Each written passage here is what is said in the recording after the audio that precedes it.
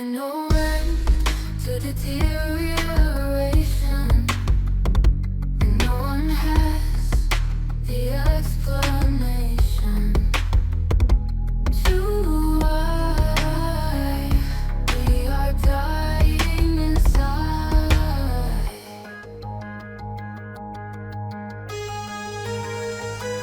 There's no answer, no solution. There's no blunder, there's retribution to why we need the serum to take the pain away, the serum to kill the memories, the serum to block pain.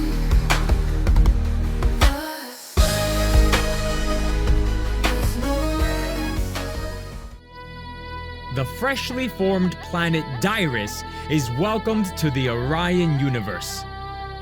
Crafted by the Stellar Order, its surface was populated by soul carriers, or us, humans. We are the most populous race of soul carriers in the universe, although we are also the most fragile. We have spread throughout the galaxy as a result of the Order's sloppy breeding practices. We are being exploited as test subjects to determine how long we could live and whether our genes would mutate to produce the ideal soul bearers for the next stellar endeavors. The new word for freedom is hopelessness. Threads of dusk and dawn. As the first rays of dawn slithered into Estelle's modest sanctuary, they ignited the space she called home with a warm yet melancholic glow. The soft echoes of her aunt Latika sweeping the floor mingled with the distant yelp of a barking dog, rousing Estelle from her fragmented dreams. Estelle! Latika's voice rang out, slicing through the morning stillness. Yes, Aunt Latika. Estelle murmured, struggling to inch herself awake as she propped up on her bed. Come now, have some breakfast. Yes, Aunt Latika. Estelle's bare feet met the cool embrace of the wooden floor as she descended the stairs, each step a graceful dance toward the tantalizing aroma wafting from the kitchen.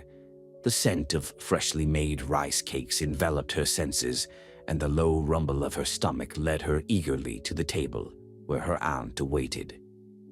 Latika's rice cakes were a sight to behold, their golden brown surfaces glistening under the soft light of the room, each one delicately formed and inviting. They were thick yet fluffy, embodying the perfect balance of chewiness that seemed to beckon for attention. The sauce drizzled over them was a deep, aromatic glaze, a rich umber hue infused with spices that danced upon the palate, glistening like a warm sunset. As Estelle took her first bite, the texture was intoxicating.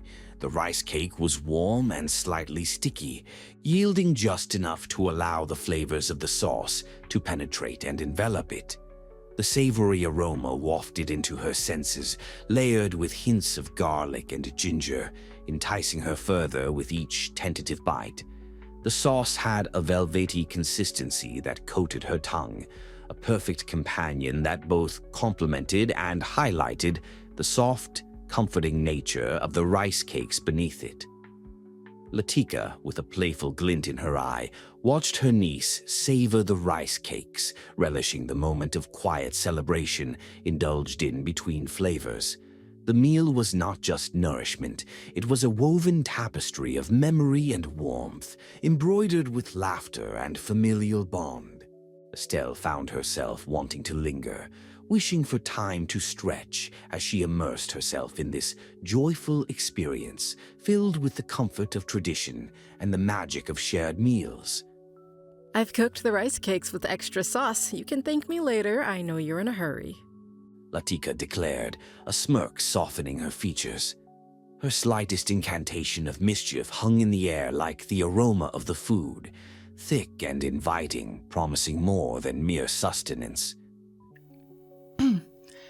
These are delicious, Aunt Latika. Estelle exclaimed between mouthfuls, her enthusiasm evident even through the playful garble of her words.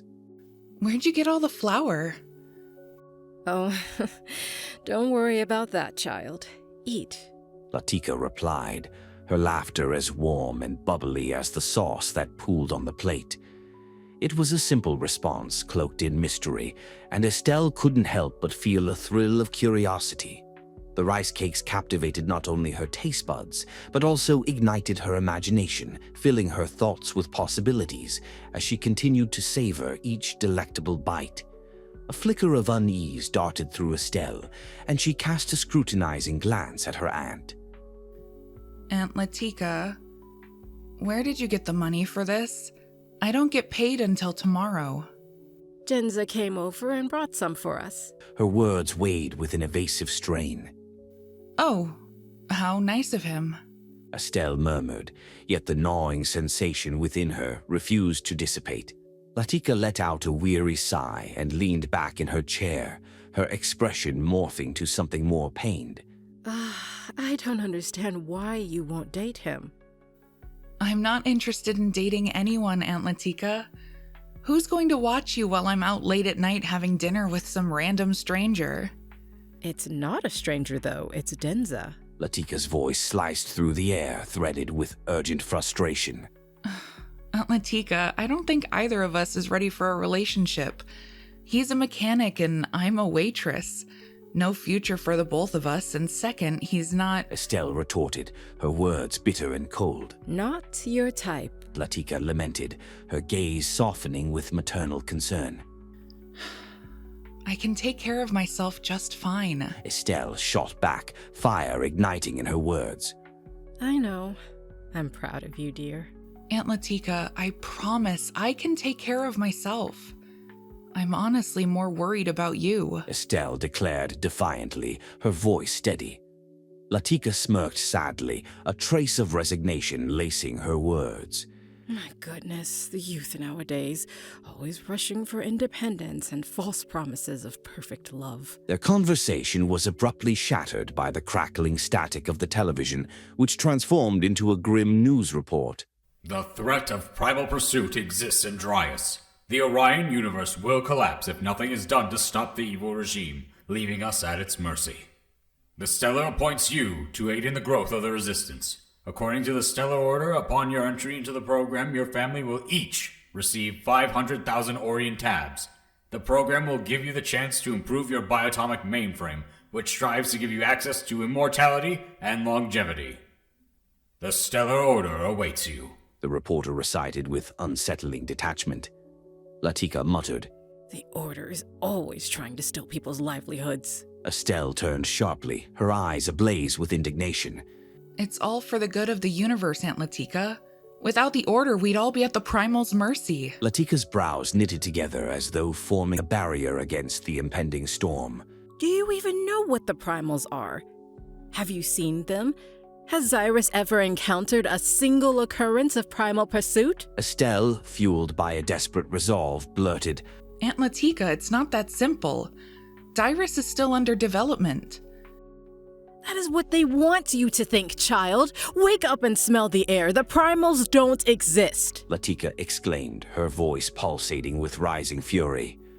Aunt Tika, there's proof. Everywhere beyond the galaxy. You've read it. You've seen it. And yet we are privileged not to have anything happen to us. Do you not find that peculiar? Latika shot back, her temper flaring. Look at the news. Estelle demanded, her stomach churning. That is what they have been saying for years, child. Dyrus is in danger, but nothing has ever happened. Because the Order is doing its job. Estelle fired back, her voice laden with passion and disbelief. How do you know? Her quiet rage buzzing like electricity in the air. How do you know? I can find out, Estelle declared, a dangerous conviction anchoring her words. Latika burst into a laugh, the sound hollow and laced with skepticism. Oh, child, don't fool yourself. I'll do it. Just to spite me. How selfish of you. As Latika's footsteps faded, leaving Estelle alone in the suffocating silence, a weighty sigh escaped her lips, grappling with the tempest of uncertainty boiling within her.